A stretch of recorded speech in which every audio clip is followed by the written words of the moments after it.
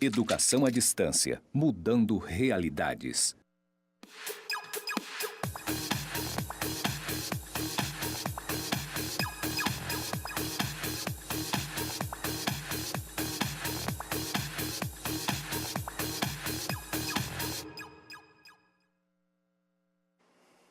Olá meninos, tudo bem com vocês? Olha, agora nós estamos na nossa sexta aula, a nossa revisão. E daqui a pouco vocês vão fazer a nossa avaliação. Que bom, hein? Que bom que chegamos até aqui, né? Então vamos seguir a nossa revisão, que é cerrada agora, né? Vamos lá, vamos aqui comigo no slide. Então nós estamos na nossa teleaula de número 6, né? E nossa revisão. Continuando aqui, o que vimos na aula passada? Vimos sobre técnicas de aplicativos avançados em programação web, arquitetura orientada a serviços web server, Apache HTTP Server, o Apache HTTP Server Mod WSGI, né, que é o módulo para Python, né? A URL Uniform Resource Locator, localizador uniforme de recursos. Sistemas de nome de domínio, DNS. Configuração de um servidor web com Python e Flex e Python. Isso é que nós vimos na nossa aula passada. E na nossa revisão, na nossa grande revisão, o que nós vamos ver hoje para a nossa revisão? Segurança no desenvolvimento de software, a função OWASP, vulnerabilidade de código, código vulnerável, ameaças, vulnerabilidade e contramedidas, causas principais das vulnerabilidades de aplicativos, a segurança de aplicativos, princípios de segurança, né? Análise estática e dinâmica, autenticação e autorização. Vamos também ver o Comitê de Gestor da Internet no Brasil. Dentre eles, nosso conceito, o conceito dele, segurança de aplicativos web e conceitos de DNS e Apache. Então, isso que nós vamos fazer na nossa revisão, tá, pessoal? Vamos lá, vamos continuando aqui. E os objetivos da nossa teleaula de número 6, nossa revisão. Quais são nossos objetivos aqui? Conhecer os conceitos do servidor web, relacionar as regras, conceitos da Fundação OWASP e o Comitê Gestor da Internet, né? Nós vamos ver os dois, ó. Tanto essa fundação, né, como o comitê aqui no Brasil. Descrever segurança, golpe, ataques na internet e entender os conceitos de um servidor web. Então, segurança no desenvolvimento de software, né? O que vamos ver sobre isso? Por que pensar em segurança no desenvolvimento de software? Por que nós pensamos em segurança de software? Segurança é um requisito importante na construção de um sistema. Ó, observem, segurança é um requisito importante na construção de um sistema. Não só você deve fazer toda aquela bancada de script, como você está se formando um programador, não toda aquela bancada de script, mas também você tem que se preocupar depois do desenvolvimento, ou até antes, na hora de desenvolver seu script, a parte da segurança do seu software. Então, por isso que ele se refere aqui, ó, é um requisito, o que? Importante, na construção do seu sistema. Ok? E quem que sabe disso? O criador do Facebook, aqui, ó, tá vendo? Lembra que nós falamos sobre isso? Ele sabe muito bem sobre essa questão de segurança, né? Dei até alguns registros para vocês no nosso material complementar, a historinha lá e referências sobre isso, tá bom? Continuando. Então, lá nos Estados Unidos, lá tem uma fundação, tá vendo? Uma fundação que trata sobre esses requisitos, essas práticas, como se prevenir sobre isso. E o que essa fundação ela nos oferece, né? Como que ela foi criada? Ela está online desde 1º de dezembro de 2001. Foi estabelecida como uma organização de caridade sem fins lucrativos nos Estados Unidos, em 21 de abril de 2004. Para o quê? Para garantir. O que ela garante? O que essa fundação aqui, ó? O que essa fundação garante? Ela garante o quê? A disponibilidade e suporte contínuo. Então o suporte é contínuo, direto, sempre vai acontecer. Então outra coisa, outro detalhe também que vocês têm que notar para a nossa revisão é as datas, entendeu? Observe as datas, ó. 1º de dezembro, né, 2001, e nos Estados Unidos em 21 de abril de 2004, tá bom? E é uma organização de caridade sem fins lucrativos, ou seja, é uma comunidade ali sem fins lucrativos, tá bom? Isso é a nossa fundação. Continuando aqui. Então, a OWSP é uma organização internacional. Então, ela é internacional.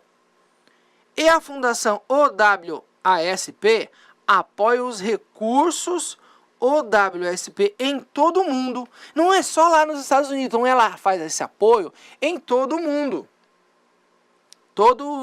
Toda a esfera de segurança na web. E aí vem o seguinte, ó, o OWSP é uma comunidade aberta. Ó, comunidade, tá vendo? É uma comunidade aberta. Ó, não esqueça disso, é uma comunidade aberta. A permitir que a organização conceba. Então, o que ela permite? Desenvolvimento. O que ela permite? Desenvolvam, adquiram, operam e mantenham aplicativos confiáveis, entenderam? Olha aqui, o que ela permite?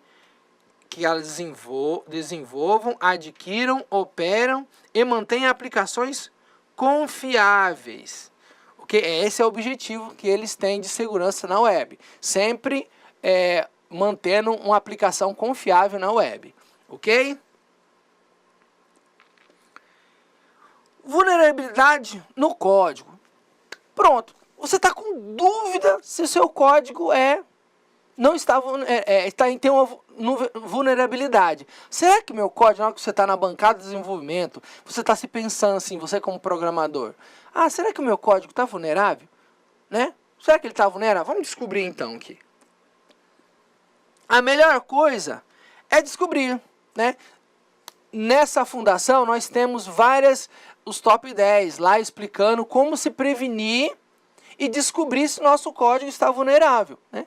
Então temos ferramentas que fazem toda essa análise para descobrir se seu código está vulnerável. Então a melhor coisa a fazer é descobrir, né? Essa é uma das melhores coisas. Fazer uma avaliação de algum dos seus aplicativos. Vamos supor que você está desenvolvendo vários softwares. Então, vamos supor que você tem já um programador experiente, já tem lá 20, 30 software. Ou você está numa empresa e tem lá 20 software. Aí você está desconfiado se você realmente está produzindo software não confiável, né? Com alguns erros. Aí o que você faz? Você escolhe um ou outro que você acha importante, que tem uma bancada de script muito grande. E aí você vai fazer os testes. Se você descobrir muita falha, aí você vai ter que voltar e fazer toda aquela bancada de configuração, de teste em todo o seu software. Porque você está com 20 a 30 softwares que você desenvolveu durante bastante tempo. E aí você vai fazer o quê? Escolher um deles. Escolheu um deles, viu que tem vulnerabilidade, aí você vai verificar que realmente sua bancada, sua produção de software, escrevendo script, né, está com alguma vulnerabilidade, tá bom? Não esqueçam disso, tá? A primeira coisa é você descobrir e fazer algumas análises dos seus decorrentes software, tá bom? Vamos continuando aqui.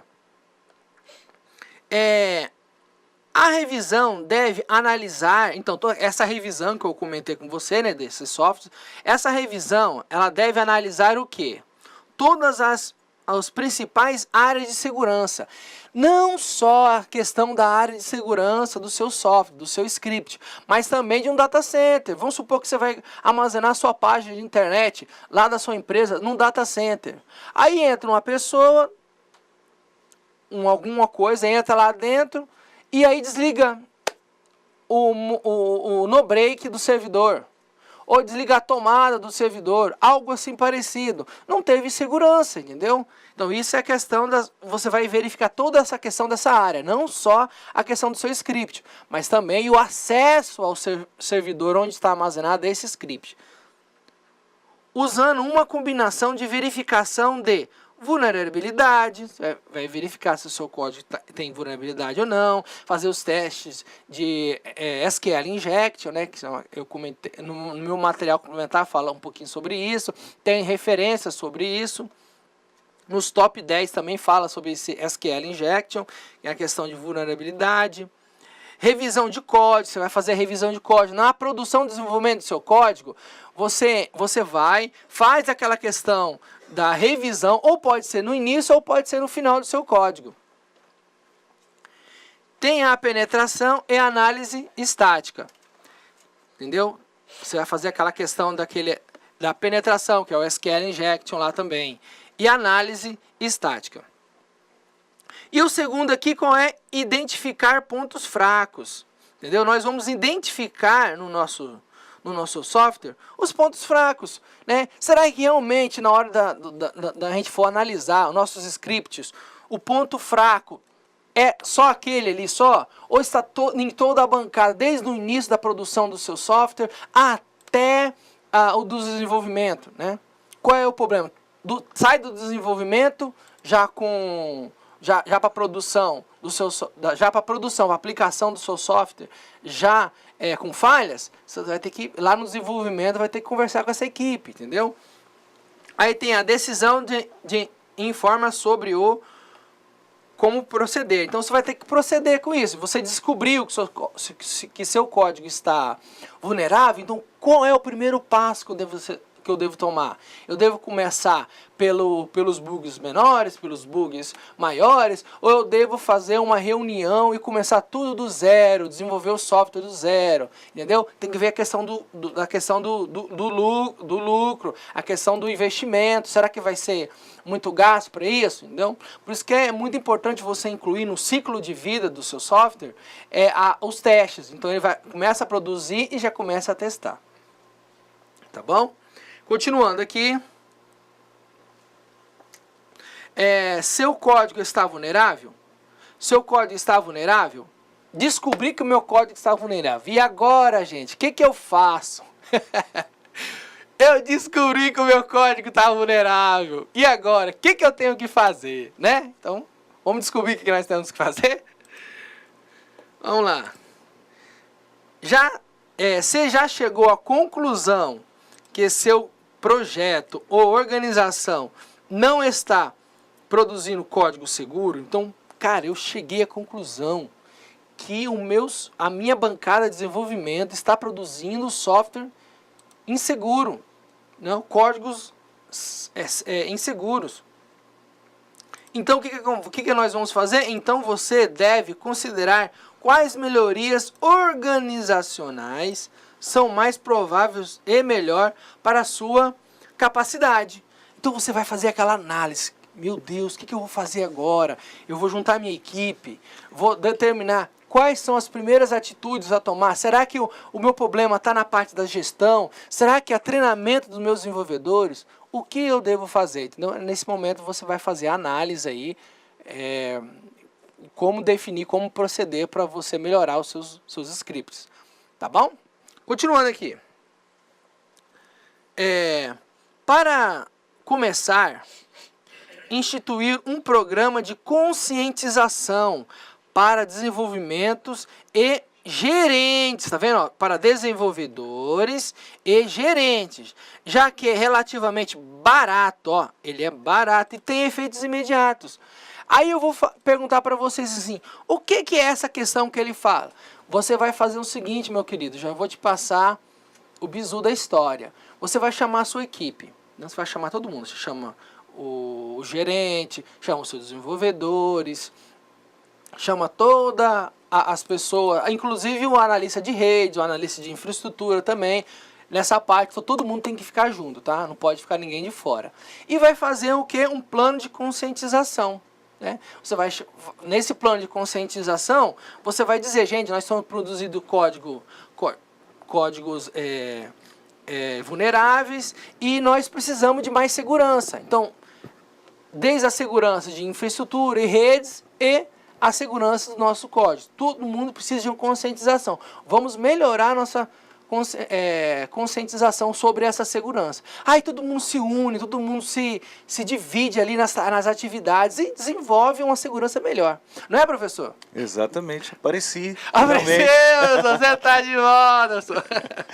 Pois é. Seja bem-vindo, professor. Obrigado. Sempre, tudo que você vai fazer que envolve pessoas, né, que envolve uma equipe, é necessário que tenha essa conscientização, né? E na área de segurança, principalmente. Porque dizem que o elo mais fraco, uma corrente é tão forte quanto o seu elo mais fraco, né? É verdade. E se for uma pessoa que não tem uma determinada instrução ou que não recebeu determinado treinamento para aquilo, ela pode ser o seu elo mais fraco. Então, qualquer pessoa pode invadir seu sistema, chegar ao seu sistema por conta de uma falha de segurança. Exatamente. Uma conscientização, muitas vezes, resolve o problema. Muito bem, professor. Muito bem. Continuando aqui, pessoal. Observem aqui, ó. Fazer uma avaliação de capacidade de segurança de aplicativos. Então, essa capacidade de segurança de aplicativos é aquilo que eu te falei para você. Você vai reunir de vários softwares que você desenvolveu, de uma bancada grande de desenvolvimento de software, você vai escolher um ou dois ou três. Né? Vamos supor que você tem 20, escolhe 3. Vamos supor que você tem 50, igual por exemplo a Microsoft, tem diversos tipos de software. Escolhe 50 ali e faz a divisão. Você descobre lá qual é o software que está... faz os testes, né? E descobre qual é o software que está com vulnerabilidade, né? Se você descobrir muito código com vulnerabilidade, é bom problema, entendeu? É problema. Aí você vai ter que verificar todos os códigos, porque segurança é essencial, tá bom? E aqui, ó, da sua organização, né? Para descobrir quais alterações são mais eficazes. Então, você descobrir no seu software, né? Descobrindo essa vulnerabilidade, você vai determinar qual é o primeiro passo para iniciar a regularização desse script com vulnerabilidade. Continuando aqui, ó. Você pode considerar a definição de um modelo de risco. Esse modelo de risco tem lá no top 10, né? Lembra aqueles top 10 lá? Esses top 10 vai mostrar para vocês as vulnerabilidades, como se prevenir das vulnerabilidades, quais os ataques, os erros mais previstos no desenvolvimento. Então tem toda essa parte de desenvolvimento lá no top 10, né? Lá no nosso material de estudo complementar, tem lá os links e referências, setas para links direcionados para vários locais, que você pode acessar e descobrir mais sobre esse conceito, tá bom? Isso é um modelo de risco. E também tem uma criação de funções equipes das organizações. Então você vai determinar funções para sua equipe. Você nunca pode fazer tudo sozinho, tá? Isso é uma experiência que eu já obtive com isso. Você nunca pode fazer tudo sozinho. Você tem que dividir para a equipe, entendeu? Você descobriu que tem um erro, vamos dividir. Esse erro está vindo... Por isso que muitos dos softwares, eles são divididos por módulos. E esses módulos são divididos por equipes também, né? Vai acontecer da sua empresa ter um programador que faça tudo. Mas mesmo assim, ele vai dividir isso em módulos, que é até mais fácil para ele na hora de descobrir o erro onde está partindo aquela função com bug. Mas você tem que determinar. Vamos supor que você tem 20 pessoas de desenvolvimento. Nesses 20 dessas pessoas, você vai dividir 3 vão mexer com a parte financeira da empresa, né? Vamos supor lá tem 4, 5, 7, 8, 20 módulos. Aí a parte da contabilidade, a parte do almoxarifado. Então é um software só, é um ERP, é um software só. Porém, tudo dividido. Entendeu? Ah, deu problema na contabilidade e aí na passagem do dinheiro lá, dos valores, não passou para o sistema do financeiro, quer dizer, se for só um repasse ali, é o mesmo sistema, né? Só foi um repasse ali. E o valor está vindo muito baixo, muitas vezes é centavos. Aí vai ver na produção de desenvolvimento, tem uma função lá que está mal desenvolvida. Aí chama o pessoal da equipe do desenvolvimento, que faz parte do financeiro e contabilidade, e tenta resolver esse problema do seu script, tá bom? Isso é dessa questão. Estabelecimento de padrões ou diretrizes de codificações. Então você vai ter que fazer regras, né, de certos tipos de diretrizes, tá bom? Ou a introdução de algumas atividades de segurança no seu ciclo de vida de desenvolvimento. Eu acabei de falar sobre isso, de software, antes de realizar o treinamento. Então o que é isso, pessoal? Vamos supor que você tem uma bancada de desenvolvimento de software e você precisa que seu software seja seguro. Você vai adicionar no caminho do desenvolvimento do seu software testes. Vamos supor que você desenvolveu a parte de cadastros, a parte de login, entendeu? Aquele CRUD. O CRUD, que é cadastro, inserção, alteração, tudinho. É um CRUD. Depois que você desenvolveu isso, você vai fazer um teste. Você vai começar a fazer a bancada de teste. Então você vai testar SQL Injection, você vai testar vulnerabilidade se o GET, o POST estão mostrando as variáveis lá na URL, que vocês já viram sobre isso. Então toda uma bancada você já começa a fazer os testes, os primeiros testes. O próprio programador já pode fazer esses testes. Ele não, se caso a empresa for muito grande, você terceiriza isso, entendeu? Você vai na bancada de desenvolvimento do seu software, você continua desenvolvendo, envia para o pessoal do teste, o pessoal faz o teste, envia para você continua o software. Ou ele fala para você onde estão as falhas, entendeu? Então, já começa a incluir a base de teste no próprio desenvolvimento. Então, você desenvolve, testa, desenvolve, testa, desenvolve, testa. E aí vai continuando, tá bom? Nunca acaba. Nunca acaba, né? Nunca acaba. Sempre. E outra, professor, nós não somos perfeitos, né? Exatamente. A gente tem que lembrar isso, tá bom? Então tá, vamos continuando aqui. Quer comentar mais alguma coisa, professor? Não, tá tranquilo. Vamos lá. Aí então temos ameaça, vulnerabilidade e contramedidas. Tá vendo? Toda essa questão. Vamos lá verificar? Uma boa maneira de começar a aprender sobre segurança de aplicativos é entender princípios, ameaças, ataques, vulnerabilidade e contramedidas de software. Entendeu? Essa é uma boa maneira de começar a aprender. O que você tem que fazer? É descobrir os ataques, né, professor? Exatamente. Por exemplo, saber o que pode. Por exemplo,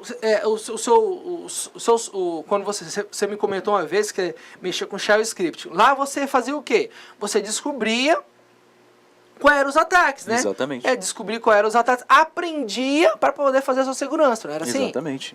E aí, levando assim para o lado do Shell Script, né? Você descobria qual era o ataque e a contramedida sempre é muito importante, porque você tinha que descobrir qual era o problema e inventar uma maneira de bolar uma maneira de solucionar aquilo para não acontecer novamente. Então, você tinha que fechar uma porta, tinha que inventar alguma solução para que aquilo não acontecesse novamente. Com o software, é da mesma forma. Você vai fazer os seus testes, vai descobrir quais são as ameaças, quais são as vulnerabilidades e vai lá e vai fechar tudo para que não tenha problema. Exatamente. Beleza, pessoal? Vamos lá, então. Documentos de conscientização. Top 10. Então, lá na OWASP tem os top 10, que é os documentos de conscientização. Tem várias configurações. Repetindo, o nosso material complementar tem várias setas, vários links direcionando para fontes de pesquisa, pessoal. Procurem, cliquem nesses links e se divirtam na leitura, tá?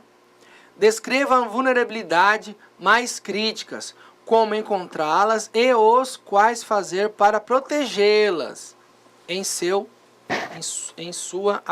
aplicativo, tá bom? Maneira de aprender sobre segurança de aplicativos é estudar algumas vulnerabilidades reais e aprender como elas funcionam. Então você vai estudar, você vai descobrir e aprender na prática como que os hackers ou diversos ataques acontecem. Então, por que a segurança de aplicativo é tão difícil? Aí você se pergunta, meu Deus, como que é difícil isso? É difícil, pessoal. Ou talvez não depende da sua experiência, entendeu? Mas eu vou te contar, pare e presta atenção. O cara lá do Facebook já tem uma equipe Cara, uma equipe imensa. Cara, é muito grande a equipe de desenvolvimento da Facebook. E os caras são invadidos, né, professor? Exatamente. Então, falando pra você, nós, seres humanos, somos falhos, entendeu? Por isso que a humildade é muito importante, tá, pessoal? Você que está desenvolvedor de software, a humildade é muito importante, entendeu? Por isso que é bom ser humilde, tá? Você sempre vai encontrar uma coisa que o outro sabe mais que você, tá bom? Isso, e assim, é difícil também a segurança do aplicativo, porque sempre está surgindo um plugin novo, uma ideia nova, e você vai querer desenvolver cada vez melhor. E aí você usa aquilo, daqui a pouco surge uma vulnerabilidade, então você tem que estar sempre ligado, sempre fazendo testes para evitar esse tipo de problema. Exatamente, pessoal. Continuando aqui, então, dificuldades acidentais tornam nossa linguagem, compiladores, ambientes, mais difícil do que precisam ser. Então, por isso que é aquela questão, né? As coisas que nós desenvolvemos parece ser muito difícil, né? Mas foi desenvolvida pelo ser humano, entendeu? Mas as dificuldades essenciais são problemas fundamentais, ou seja, nós não devemos fugir da responsabilidade, que sempre estarão conosco. Existem 4 propriedades inerentes, preste atenção na sua avaliação. 4 propriedades, o que? Inerentes. Quais são essas propriedades? Confiabilidade, conformidade, mutabilidade e invisibilidade. Tá bom, pessoal? Então essas são as 4, tá? Autenticação e autorização. Algumas dicas para se prevenir ataques. Então temos algumas dicas aqui. O uso de quê? HTTPS. Esse uso de HTTPS, aí você fala assim, mas eu devo usar o HTTPS? Sim, você deve usar, entendeu? Mas na minha programação, na hora que você for desenvolver lá, na hora que você for armazenar a página lá, você vai ter que dizer qual os links que você vai ter que utilizar o HTTPS, entendeu? Se você notar, o Google, o Facebook e muitos sites já utilizam como padrão o HTTPS, porque já é segurança, então eles já entram, já abrindo pela primeira vez com o HTTPS. Mas pode acontecer de você não querer, entendeu? E eu te aconselho que sim, tá? Mas já pode acontecer que você acha muito lento no seu site. Então, em algum só link, só na parte de cadastro de autenticação, só na parte de fazer a compra, só na parte de emissão de nota fiscal, só na parte de enviar relatórios, entendeu? Só na parte de enviar e-mail, disparo de e-mail, se você vai utilizar esse protocolo. Mas na parte só de ver texto, você utiliza o HTTP, entendeu? Eu recomendo que seja tudo criptografado, tá bom? E o próximo aqui é o Sing-On. O que é? Isso aqui é autenticação. Por exemplo, você vai desenvolver o seu software e aí tem um cadastro de cliente. Todo mundo vai fazer cadastro? Não, você tem que fazer uma autenticação para o usuário logar no seu sistema. Ele vai logar, entendeu? Que é isso aí, o Sing-On. Ele vai logar no seu sistema e vai liberar o painel de controle para você fazer o que você quiser. Quer dizer, não o que você quiser, o que está permitido, né? É um processo de autenticação próprio do sistema, né? Que é uma autenticação. Vocês já estão acostumados com isso. Qualquer coisa que vocês vão acessar, muitas vezes pede login e senha, né? Esse acesso. Aí tem a autenticação por 2 fatores, né? Two-Factor Authentication. O que é essa autenticação por 2 fatores? Você já conhece também, é muito popular hoje. Você cadastra no sistema, ele avisa que enviou para você um e-mail, no seu e-mail, né? Você acessa e ativa o seu login. Aí depois que você ativou isso, você vai lá e loga, e aí autorizou. Muitas vezes vocês, não vou ativar meu login pelo link, não. Aí você tenta lá e diz que o cadastro não foi ativado. Aí você vai lá no e-mail, ativa e consegue logar, entendeu? Esses são links por 2 fatores, entendeu? Outra coisa também é a questão do SMS. Às vezes você faz o login, e aí você fica esperando no celular, né? Ele recebeu um código. Aí quando ele recebeu um código, ele validou. Quer dizer, você é você mesmo, entendeu? Então ele vai e autoriza você a logar. Então isso aí é a questão de autenticação por 2 fatores. Então tem um bloqueio de login, né? Por N tentativas. Né? Se o caso é errar 2 ou 3 vezes, ele é bloqueado. Evite ter credenciais padrões, mesmo que para ambiente de desenvolvimento. Então o que quer dizer? Existe um ambiente de desenvolvimento e o ambiente de produção. O que é esses dois? Vou explicar para você que é programador. O ambiente de desenvolvimento é quando você está desenvolvendo o seu software. entendeu? Você está construindo, você está criando as telinhas, você está criando os botãozinhos, você está criando os logins, você está fazendo o seu software. Isso, quando você está na empresa de desenvolvimento, eles falam ambiente de desenvolvimento, né? Inclusive tem até servidores de ambiente de desenvolvimento para testes. Já a produção já é o software funcionando. Por exemplo, você entra numa empresa assim, você vê o software, tudo lá, os caras cadastrando, mexendo, imprimindo nota fiscal e tal. Isso é o ambiente de produção, quer dizer, está funcionando. Aí o ambiente de desenvolvimento você está criando e o ambiente de produção está acontecendo, entendeu? Então essa é a diferença. O ambiente de desenvolvimento está criando, eles estão desenvolvendo, e o ambiente de produção, porque o seu software está funcionando, os pessoal estão trabalhando nele, tá bom? Continuando aqui. Você tem um CAPTCHA também ali. Tem uma... Ah, isso, desculpa, pessoal, passei o CAPTCHA aqui. Uhum. É pequenininho que cortou, né? Eu passei. E o CAPTCHA é aquela questão... vamos supor o seguinte, você coloca aquelas letras, você digita sua senha usuário, aí você erra. Da primeira vez, de repente aparece o CAPTCHA lá embaixo. O que é esse CAPTCHA? Aquele código, tem um código G, T, I, O. Às vezes você não entende nem, você não consegue nem entender definindo aquilo, entendeu? Mas aí o que você faz? Você vai digitar lá e às vezes ele não diferencia de maiúsculo e minúsculo e entra. Outra segunda questão do CAPTCHA é a questão para verificar se você não é um robô. Aí ele fala assim, clique só nas placas. Aí você vai na figurinha assim, clica onde tem placa. Né? Se você clicar onde não tem placa, ele não deixa você. Você tem que clicar, clica aqui onde tem carro, só tem carro. Você fica clicando. Ou só tem carro. O Google começou com isso, né? O Google começou com isso aí. E é boa, né? É boa ideia, legal, cara. Legal. Boa ideia. Aí, continuando. Básico de segurança da informação. Aí tem um Develop Mozilla. Segundo eles, tá? Segundo eles. Vejam alguns itens de segurança segundo a Mozilla. Então, quais são os itens de segurança que eles trabalham, que nós já vimos sobre isso? Que é um conceito grande. Confiabilidade, integridade e disponibilidade.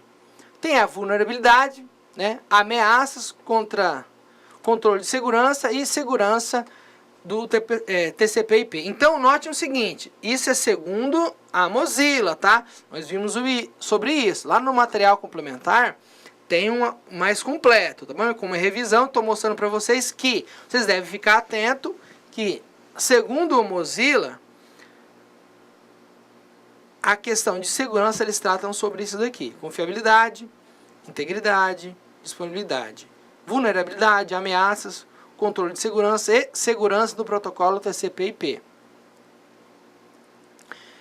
E nós vimos agora, lá nos Estados Unidos, como que funciona, né? E aqui no Brasil, nós temos o Comitê de Gestor da Internet no Brasil. Olha que legal. Lá no Brasil também tem uma fundação que trata sobre esses conceitos. E aqui no Brasil nós também temos um comitê gestor que trata sobre essa questão de segurança. Vamos descobrir aqui? Então, o Comitê de Gestor da Internet no Brasil tem a atribuição de estabelecer diretrizes estratégicas relacionadas ao uso e desenvolvimento da internet no Brasil e diretrizes para execução de registros de nome, alocação de endereço IP e administração pertinente ao domínio primeiro nível.br. Então, olha aqui, ele tem duas diretrizes, presta atenção, duas diretrizes. Estratégia de relacionamento, tá vendo aqui, ó? E aí tem outra diretriz, tá vendo aqui, ó? E diretrizes para execução de registros, entendeu? Referente a esses que estão aqui embaixo, entendeu? São duas estratégias, fica atento, duas diretrizes, fica atento a isso, tá? Segurança na internet, segundo o Comitê Gestor da Internet. Então, na internet já está presente no cotidiano de grandes partes da população. O que é de interessante hoje na internet? Encontrar amigos antigos, fazer novas amizades, encontrar pessoas que compartilham o seu gosto e mantenham contato de amigos e familiares à distância. E os riscos? Quais são os riscos? Então, note que algum desses pode cair na prova. Acesso a conteúdo impróprio ou ofensivo, contato com pessoas mal intencionadas, furtos de identidades, furtos de perda de dados, invasão em privacidade, divulgação de boatos, dificuldades de execução, dificuldades de detecção e expressão de sentimentos, dificuldades de manter sigilo, uso excessivo, que aqueles a muitos acessos, né? plágios e violação de direitos autorais. Isso é alguns riscos, né? O uso seguro da internet. Então, temos alguns aqui, alguns princípios e cuidados, princípios e cuidados que você deve ao utilizar a internet. Então, temos aqui, ó, ao usar o seu navegador, você mantenha-se atualizado com a versão mais recente e com todas as atualizações, configuração para verificar automaticamente sua atualização, tanto para o próprio como de complemento que estão instalados. Isso é a questão do seu navegador, né? E os programas de e-mail, né? Leitores de e-mail. Mantenha-se atualizado com as versões mais recentes e com todas as atualizações de aplicativos, entendeu? Configure para verificar automaticamente as atualizações. Então, a atualização, gente, é fundamental para tudo, tá? Sempre deixa... São as mesmas coisas, tanto para o e-mail quanto para o navegador, né? Exatamente. Eu posso fazer uma questão aqui falando que quais são os princípios e cuidados de navegador web e programas de leitores de e-mail, né? Praticamente quase o mesmo. Então vamos lá, vamos falar agora sobre o HTTP e o HTTPS, né? O HTTP é um protocolo que utiliza certificados digitais. Olha, o que ele utiliza? Certificados digitais para assegurar a identidade tanto do site de destino como do seu próprio caso você possua um. Ou seja, tanto do lado do cliente como do lado do servidor, o protocolo HTTP vai fazer a segurança, entendeu? São saltos, né? Vai fazer a segurança. Também utiliza métodos de criptografia. Utiliza métodos de criptografia, outros protocolos como SSL e TTLS. São os dois protocolos que ele utiliza, tá? Gravem isso. Para assegurar, o que esses protocolos asseguram também? Confiabilidade e a integridade das informações. Então, note, são dois protocolos, SSL, TLS, né? SSL, TLS, o método de criptografia, e esses dois protocolos asseguram o quê? Confiabilidade e integridade das informações. Tipos de conexões. Então, temos vários tipos, né? Um desses tipos, conexões padrões, usado na maioria dos acessos realizados. Não prevê segurança, entendeu? Conexão padrão não prevê segurança. Tem então, tá vendo? Eu mostro aqui no exemplo.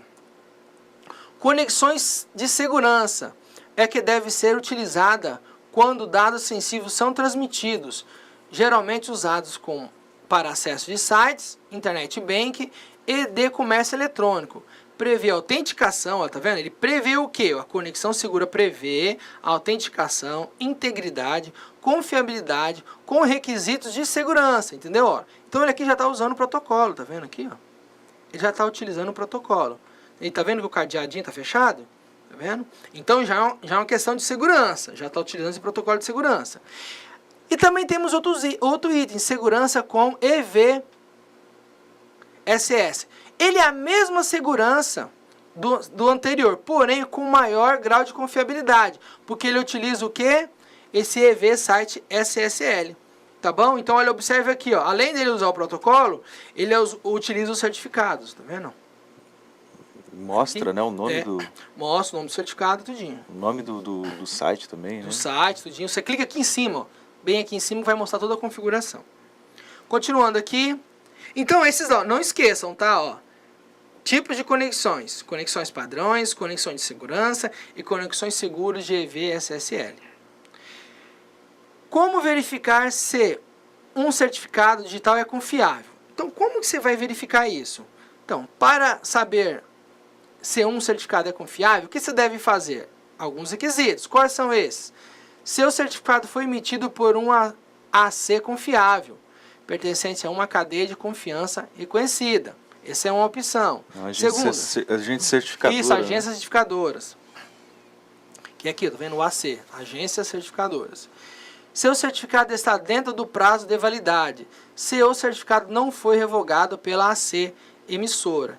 E seu dono do certificado confere com a entidade com a qual está se comunicando. Então, tem que verificar, na hora que você vir aqui, ó, você clicar em cima aqui, você tem que verificar todos esses dados, tá bom? Então, esses são alguns certificados que você deve verificar se ele é confiável ou não, tá bom? Continuando aqui, arquitetura e serviço web server. Então, vamos mostrar aqui para vocês. Então, temos uma arquitetura aqui, web server. Aqui é um navegador, né? Por exemplo, o navegador Mozilla, aqui, Mozilla. Aqui é o Google Chrome, né? Aqui é onde você vai acessar, sempre vai ficar um Mozilla. Aqui é as operadoras, Oi, Embratel, entendeu? Porque não dá para escrever direito aqui, tá, pessoal? Então, aqui já é Embratel. Então, quando você acessa o www aqui, entendeu? Ele dispara para cá e acessa o seu site aqui. Entendeu? Isso aqui que eu estou explicando para vocês é uma arquitetura cliente-servidor, né? Que aqui é onde está seu site, aqui é onde está seu site, tá bom? E é onde você armazena, pode ser um provedor, e aqui é onde você acessa ele, que é o seu computador. Então ele passa pela internet, onde são os operadores, e chega no seu site. Cliente-servidor. Então tá, o modelo cliente-servidor. Então, cliente-side. Em computação, é uma estrutura de aplicativo distribuído que distribui as tarefas de carga de trabalho entre os fornecedores de um recurso ou serviço, designados como servidores, e os requerentes dos serviços, designado como cliente. Então, aqui temos aqui um conceito do que é o modelo cliente-servidor. E o HTTP Server, que é o nosso programa que faz funcionar o nosso web server. Então, HTTP Server, coloquialmente chamado de Apache, é um servidor web de plataforma cruzada livre e de código aberto, tá bom? Lançado sob termo de Apache License 2.0. O Apache é desenvolvido e mantido por uma comunidade aberta de desenvolvedores sobre auspícios da Apache Software Foundation. Ok? E aí, nós, dentro do protocolo, dentro do servidor Apache HTTP Server, nós temos um módulo para Python, né? Extensão .python. E ele faz funcionar nossos sites em Python com Apache. Então, o que é esse módulo? É um módulo Apache HTTP Server criado por Grandupleton, que fornece uma interface compatível com o da Web Server Gator, que é o WSGI, para hospedar aplicações web baseadas em Python no Apache. Então, se eu falar em Apache e me citar Python, eu estou me referindo a esse módulo, tá bom? Aí, continuando aqui. URL, vamos falar um pouquinho sobre a nossa URL. Definição de URL. Uniforme Resource Locator. Refere-se ao endereço de rede no qual se encontra alguns recursos informáticos. Alguns recursos informáticos como, por exemplo, arquivos de computadores, dispositivos periféricos, impressoras, equipamentos multifuncionais, unidades de rede, etc. Essa rede pode ser utilizada uma rede corporativa, né, nas redes TCP e IP. Então, segundo na rede TCP, a estrutura é seguida da seguinte forma. Nós temos o esquema, que é esse aqui, que é um protocolo. Nós temos o domínio, que é o endereço de máquina, né, que é esse daqui, né. E nós temos a porta, que é um ponto lógico no qual pode ser executado, entendeu? A conexão com o servidor. Então, aqui pode ser 80 ou 80-80, tá bom? 80-80. Mas é isso aqui que a gente definiu aqui para trabalho. Mas pode ser outro, tá bom? Por exemplo, no site aí que você acessa, ele não vai mostrar, mas por padrão é esse, tá bom? E aí nós já vimos essa estrutura aqui e temos o caminho, especifica o local, geralmente um sistema de arquivo, ou seja, aqui vai mostrar o local, né? Por exemplo, barra C2 pontos, barra web server, e aqui nessa questão aqui. Então aqui é o caminho, tá vendo? Então aqui é o caminho. Então toda essa estrutura aqui é referente ao caminho lá dentro do servidor. Aí depois nós temos o query string, vimos toda essa estrutura e temos o query string. Aqui é onde eles passam as variáveis, que é os valores, né? Frequentemente ele usa o name, que é lá do HTML, recebe fulano, né? Que é um valor. Em que nome pode ser, por exemplo, uma variável. E fulano é o valor, entendeu? Então esse name aqui é o que vem lá da variável HTML, que eu já expliquei para você. E o fulano é o valor.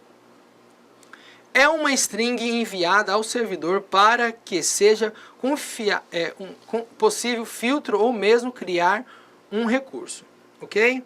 Aí continuando aqui também temos o fragmento, que é aquela âncora, quando você clica no site ele joga lá para baixo, né? É uma parte ou posição específica dentro de um recurso. Pode ser uma âncora, por exemplo.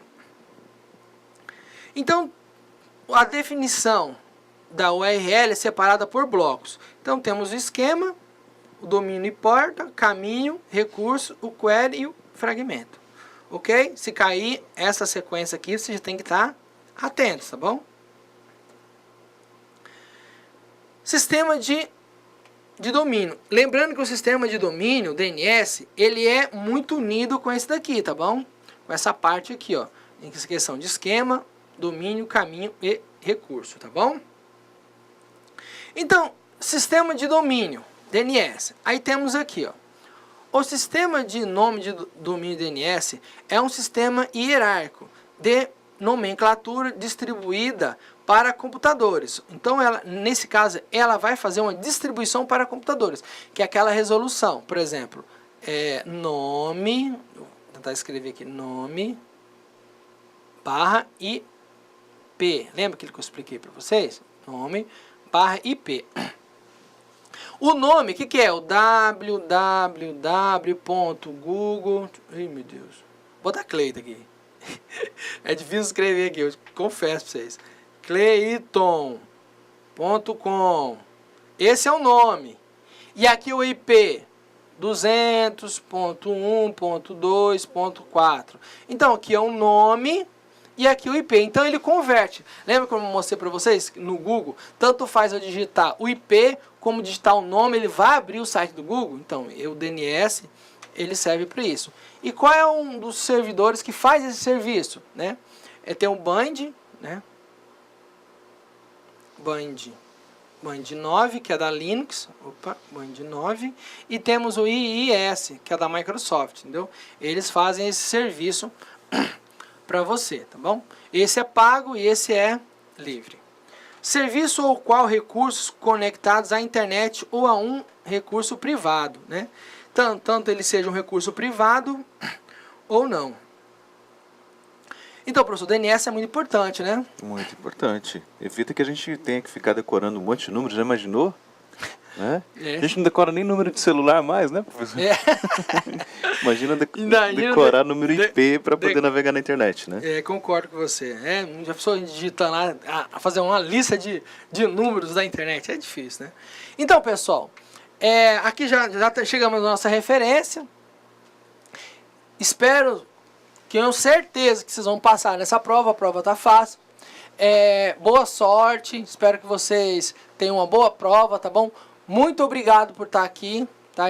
Se não fosse vocês, eu não estaria aqui, tá bom? Muito obrigado mesmo, tá? E desculpe por alguma coisa, eu não sou perfeito, tá bom? Professor? Pessoal, só uma dica para vocês. Essa aula que a gente deu de revisão, você pode... Depois, claro que eu sei que vocês vão passar logo nessa fase aqui, mas se porventura alguém ficar para exame, recuperação, né, professor?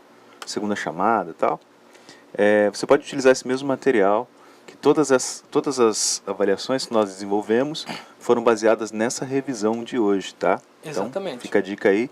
E fica um abraço para vocês, boa prova, até mais. Tchau, pessoal, até mais, hein, boa prova.